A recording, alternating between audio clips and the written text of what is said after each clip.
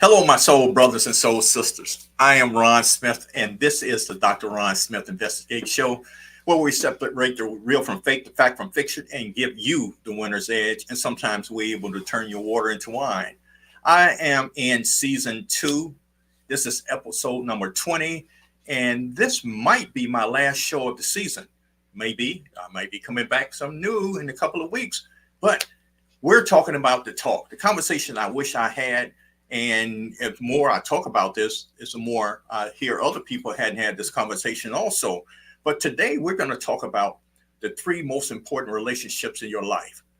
And if you can picture a Venn diagram, and a Venn diagram is a diagram with 3 or more items that appears not to be anything that connects, but they are connected.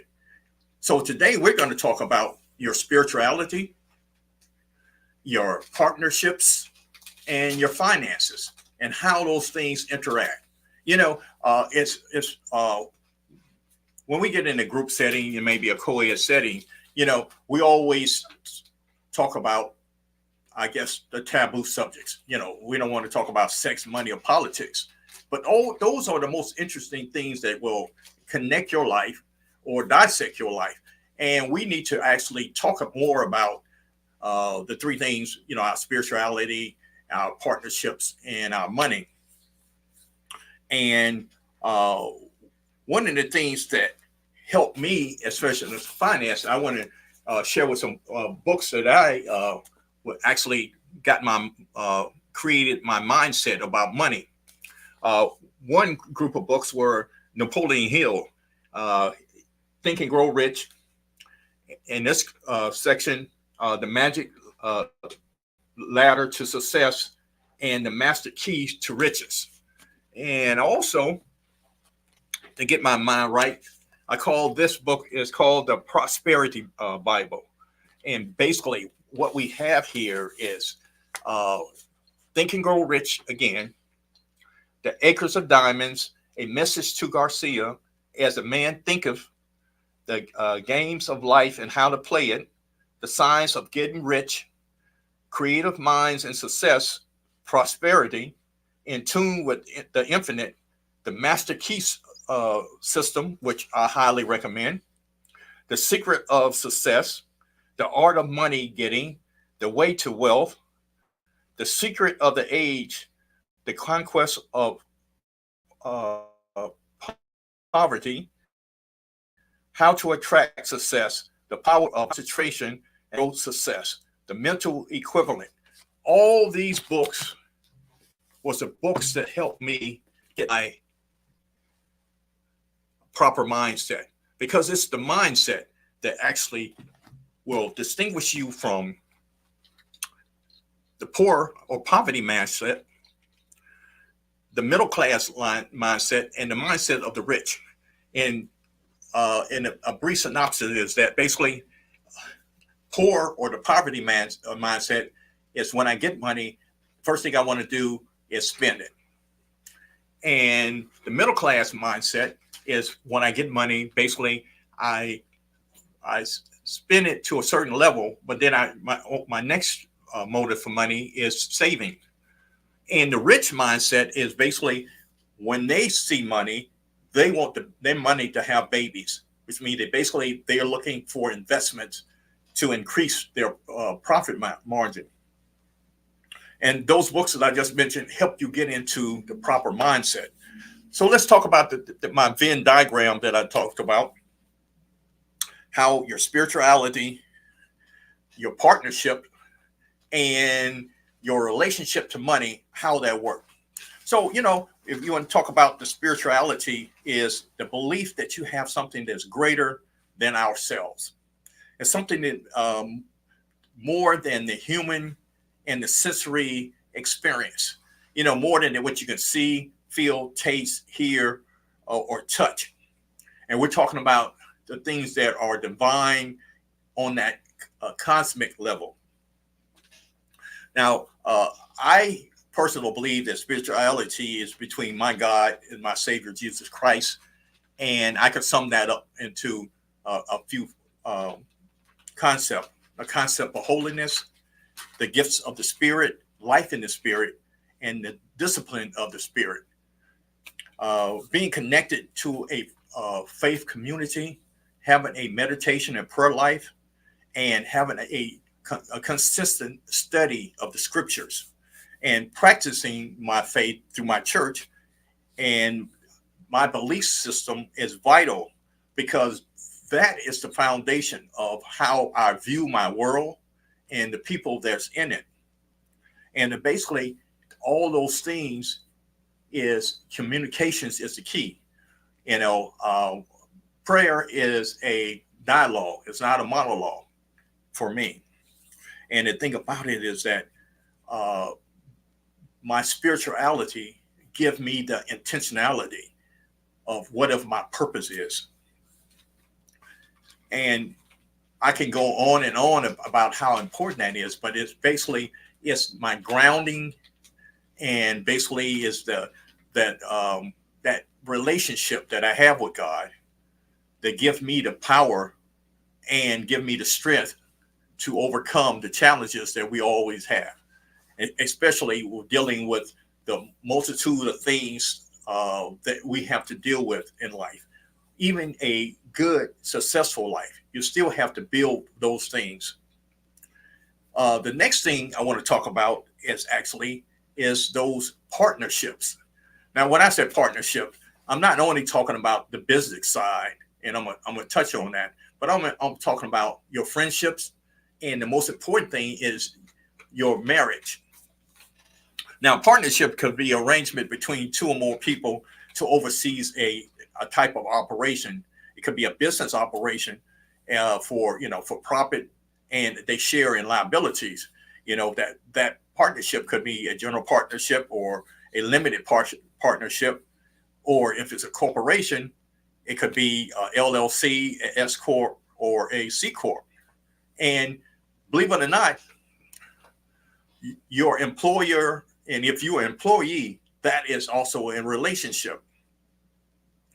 And how you interact in that relationship has a lot to do with your spirituality, as well as your economic situation with that.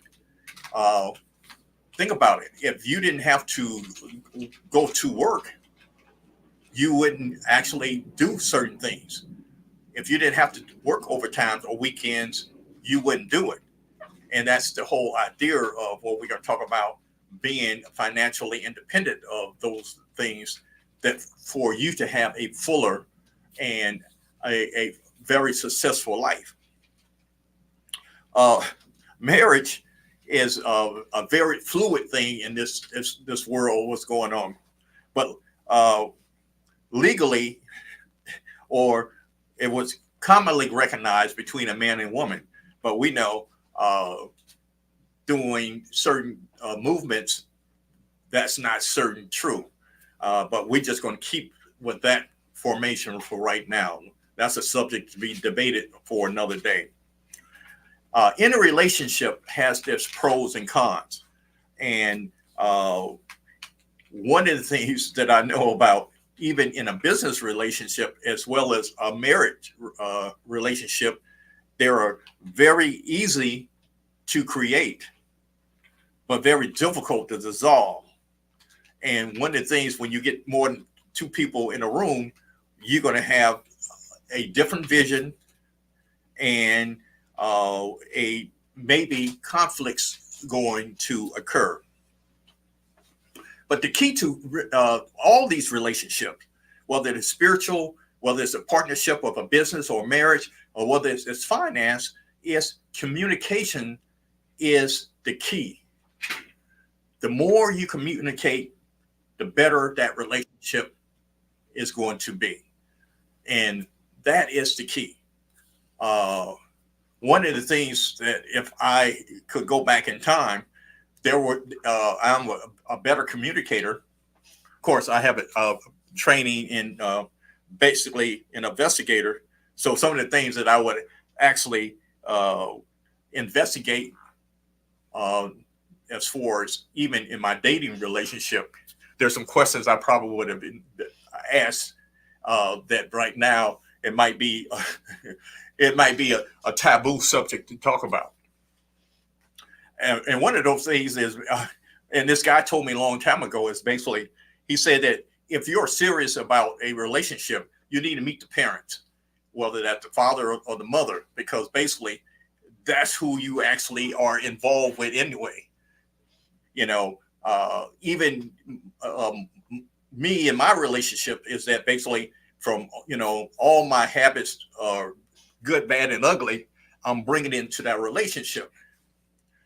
And oftentimes we don't have enough time, because we are have butterflies, and we got unicorns dancing around in our heads, and there's rainbows and butterflies flying around, and we all love, every time she opened her eyes, there were hearts reaching out to me.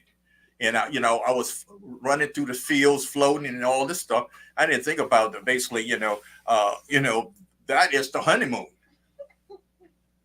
So, one thing about even a business relationship or a marriage is that it can multiply and add, or the downside of that, even partnerships dissolve, or marriages end up in being divorced, where assets are divided or subtracted. So if we don't have proper communications, even within ourselves, and I'm going to talk about that a little bit just before we hit our break, is that, and I talk about spirituality, partnerships, whether it's business relationships, or next thing is money. I did not realize how emotional interaction with money was until I actually digressed and actually figured out some things about me. Growing up in a single parent household, money was tight. Therefore, there was no discussion for really regarding savings or investing. It was more of a survival mode, which means basically I didn't have that environment where we're talked about having a emergency savings plan, which I'm going to talk about more in depth, or even investments, or saving for retirement.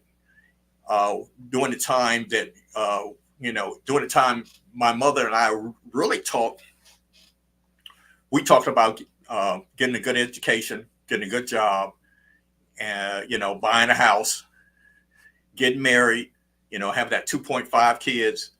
And basically what she was projecting to me was her version of what success was. And oftentimes, when you hear of people, especially parents, they tell you what their projection or measure of success was.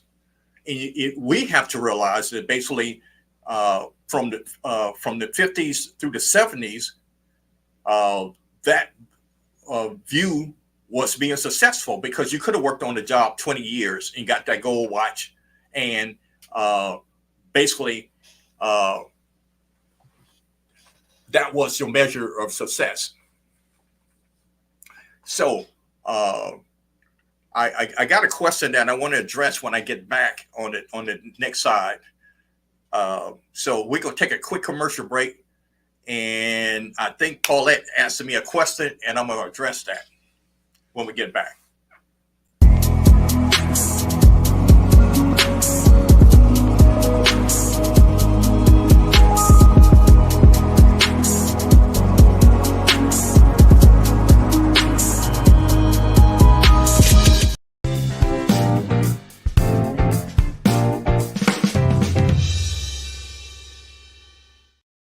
Welcome back to the Ron Smith Investigating Show. So we are talking about the three most important relationships that you will have in your life, and what I mean by that is that if you know what a Venn diagram is, a diagram is like three or more items that appears not to be connected, but if you put them in a circle together, they are interconnected.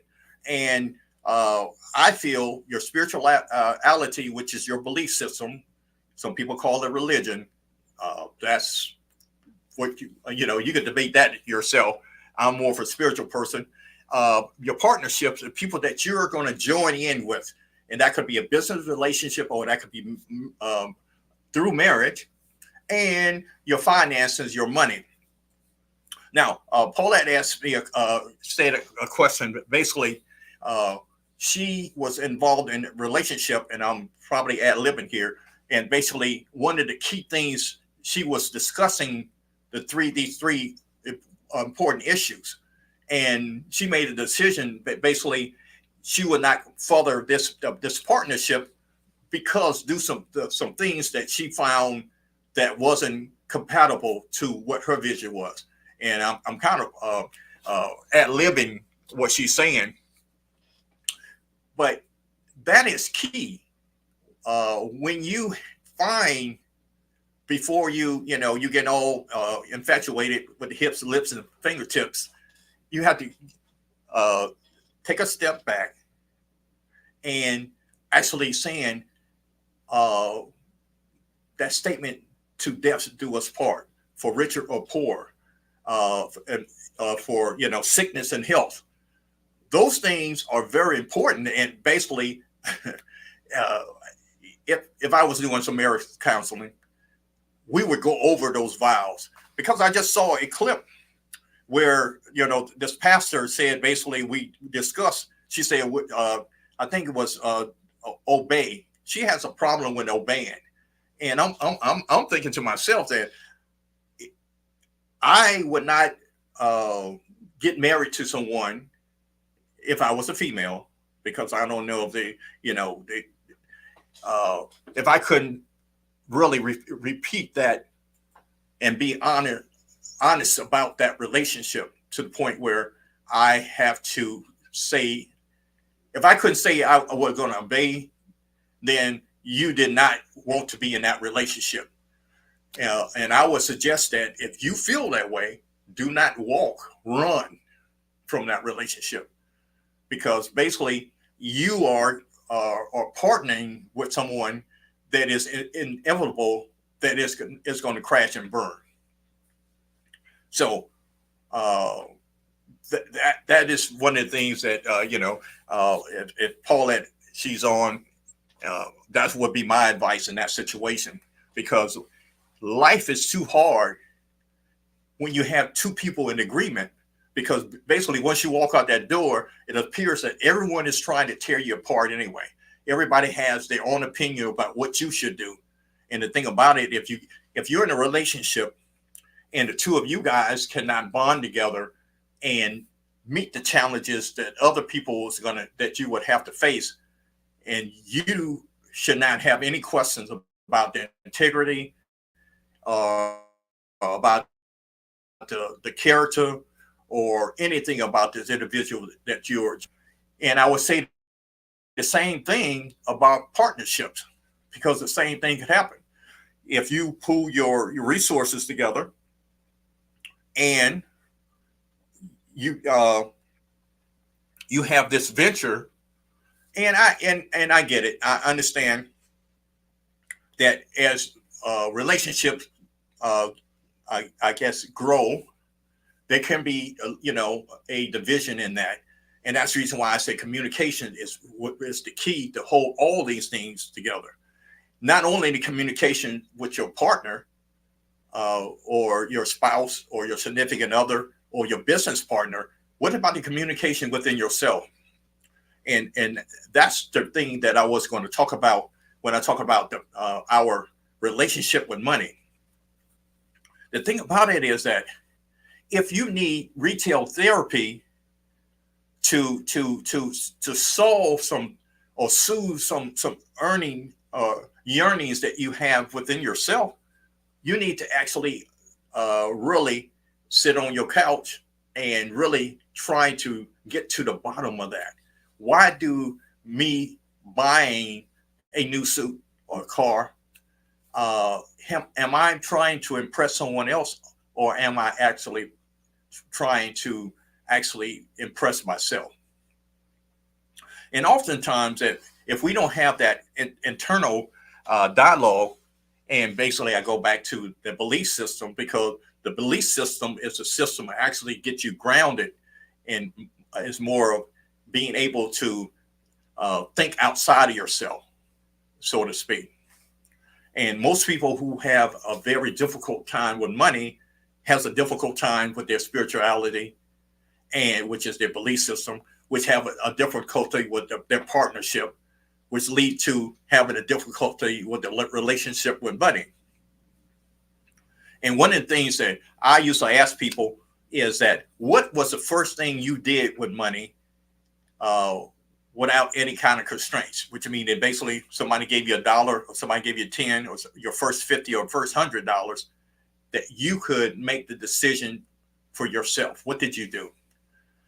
Oh, me, I bought candy with it. I didn't consider saving, didn't consider doubling at all, because my environment, as I spoke, as you know, being raised by a single parent, who basically we were more in survival mode, was to spend. As I got older and was a professional, and I got around people who came from a different environment economically, and I started seeing some differences of how they use money. And of course, I told you, the different books that I started reading. This just a sample of some of the books that I read. I only brought these two because they had multiple books inside these two books. But I read close to 100 books on personal finances.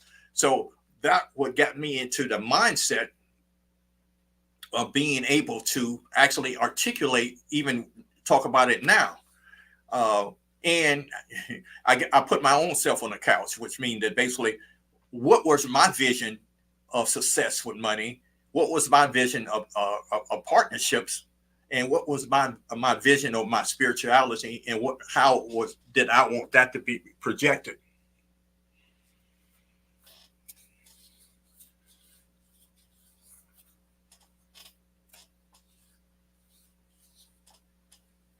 Oh, I was trying to read one of the notes right quick, but I'm gonna have to address that at another time. And the thing about it is that you have to look at your environment. Well, what was your family vision, or how they relate to money, and particularly your parents, what was spoken, what was actually observed. And that is the way that we can overcome some issues. Okay, I'm going to address and use myself as an example. I overcame I would say, the spirit of poverty in my environment.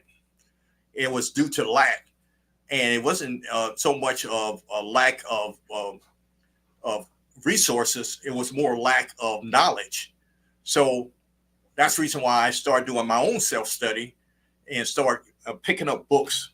One of the books that really got me going prior to even starting this podcast was Think and Grow Rich by Robert Kiyosaki.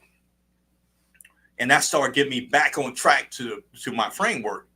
And one of the things that I want to share with you is that it's not how you start, it's how you finish. And the thing about it is that we have a great opportunity right now.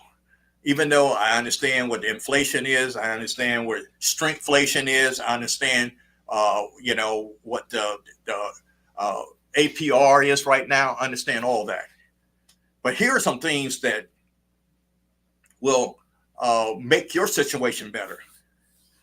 Get your education. That means that basically, if you have to read, like I did, like I said, I read, over so many books. I said 100, but it's probably more than that over the last 10 years to get myself ready to actually be able to communicate with you. And whether you need to make a career choice or not, that is something else you might want to look at. But making sure yourself is a financial literate is the most important thing that you can do with this relationship that you're building. Well, I'm going to give you some quick hits right now before my time is running out, and I want to share these things with you. First of all, you need to find a high yield savings account because you need to start saving. $10, $20, $50, $100. You have to get in the habit of saving. Next, with that savings, you have to create you a emergency fund. I don't like to use the term emergency fund, but it's probably the best for me to explain why it's called that. It's called that because you're going to have a tire blowout. I know one of my friends just got a new set of tires last week that wasn't not in her budget, but she had to come up with that. So basically, you have to have that. Your hot water heater is going to go out.